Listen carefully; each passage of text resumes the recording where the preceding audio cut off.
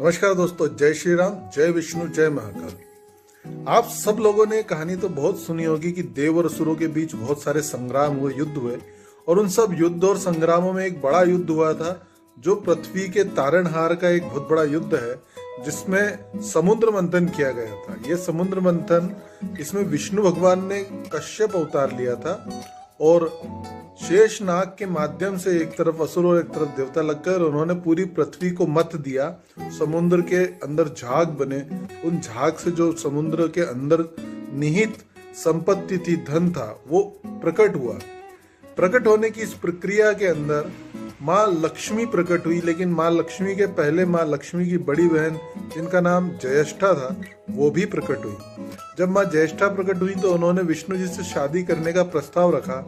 विष्णु ने इस पे कोई जवाब नहीं दिया, और जब माँ लक्ष्मी प्रकट हुई तो विष्णु जी ने स्वतः ही उनसे विवाह करने की इच्छा प्रकट कर दी। इस प्रकार से ज्येष्ठा और लक्ष्मी यानी ये दो बहनों के मध्य एक कड़वाहट, एक जल बुनापन पैदा हो गया। अब जब ये जीवन में चल रहा था तो एक बार क्या हुआ कि ये दोनों जो है, माँ लक्ष्मी और माँ ज्येष्ठा, ये दोनों बड़ी खुशी खुशी अपना जीवन निर्वाह कर रही थी, लेकिन इनके बीच एक ऐसी पद्धति थी, एक ऐसी तरीका था जो इन दोनों को परेशान कर रहा था, और उस कारण से कई बार जो है एक दूसरे को नुकसान पहुंचाने की कोशिश भी ये दोनों किया करती थी। हालांकि लक्ष्मी जी बड़ी उदार थी, दयालु थी, पर ज्येष्ठा जो है वो जल बुझ गई थी, और उन्होंने इस कर्म के प्रति कुछ न कुछ बड़ा श्राप जो है वो लक्ष्मी को देने का विचार किया था। अब क्या हुआ कि एक बार एक व्यक्ति जो था, उस व्यक्ति को माँ लक्ष्मी की वो पूजा प्रार्थना करता था और भगवान विष्णु की पूजा प्रार्थना करता था। जब वो मंदिर में प्रवेश किया, इसका नाम था हरिनाथ।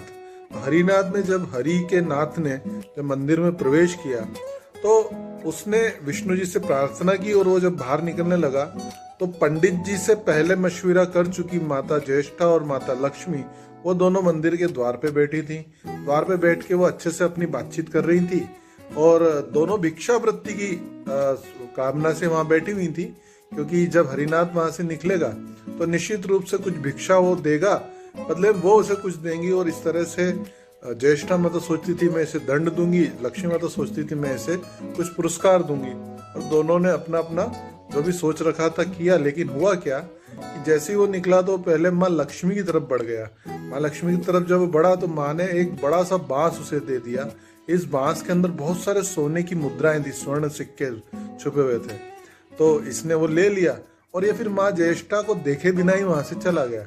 जब ऐसा हुआ तो माँ ज्येष्ठा को बड़ा गुस्सा आया।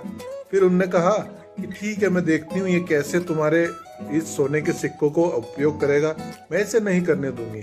तो उनने क्या किया कि सोने के सिक्के से भरे हुए बांस को जो है चंपत करने का एक प्लान बनाया। तो एक बच्चा आया और उस बच्चे ने वो बांस उनसे मांग लिया, ये बांस मुझे दे दो, क्योंकि मुझे एक बांस चाहिए मेरे घर में लगाने के लिए। तो उनने कहा कि एक काम कर, ये ले जा, बाजार में तो बहुत महंगा मिलेगा, मैं तुझे 1 रुपए में ही देता हूँ। तो उस बच्चे ने कहा, अरे वाह, ये तो बड़ी सस्ती सौदा है, ठीक है 1 रुपया आप ले लो, लेकिन मेरे पास तो अभी चवन्नी है, बाकी क्या पैसे तो आपको मैं घर आके देता हूँ। ठीक है, ऐसा करके उनने बांस उस बच्चे को सौंप दिया, और वो बच्चा उस चवन्नी देके चला गया। अब जब ये चवन्नी देके गया तो ये बड़ी प्रसन्न हुई ज्येष्ठा माता कि देखा, तुमने उसे सोने से भरा हुआ बांस दिया और मैंने उससे छीन लिया, अभी तो और देखो मेरे क्या क्या कर्म होने वाले हैं। अब वो जो हरिनाथ था वो जाके एक तालाब पे कुछ फल फ्रूट तोड़ने लगा, समुद्र के अंदर से, तालाब के अंदर से, और जब वो तोड़ा ताड़ी कर रहा था तो उसने वहां से जो फल निकाले, इसी बीच एक बच्चा चुपचाप से उसकी जेब में हाथ डाल के वो चवन्नी निकाल के भाग जाता है। तो अब एक तो 1 रुपए में बेच दिया, और इतना महंगा जो बांस है वो बेच दिया, और उस पे चवन्नी जो मिली थी वो चवन्नी भी चोरी हो गई। अब वो थोड़े ही आगे बढ़ा था कि वो बच्चा फिर आ गया कि अरे ये तो बांस बहुत भारी है और मेरे पिताजी ने तो मना कर दिया, आप एक काम करो ये वापस ले लो। तो उन्होंने कहा ठीक है, और उन्होंने जेब में हाथ डाला तो चवन्नी तो थी नहीं। अब उनको बड़ा चक्रम में पड़ गए कि अब मैं क्या करूं। तो उन्होंने कहा कि एक काम करो, मैं तुम्हें घर आके चवन्नी देता हूं, अभी तुम चाहो तो बांस रख लो। नहीं, आपका बांस आप रखिए। और उसने वो बांस उनको लौटा दिया हरिनाथ को।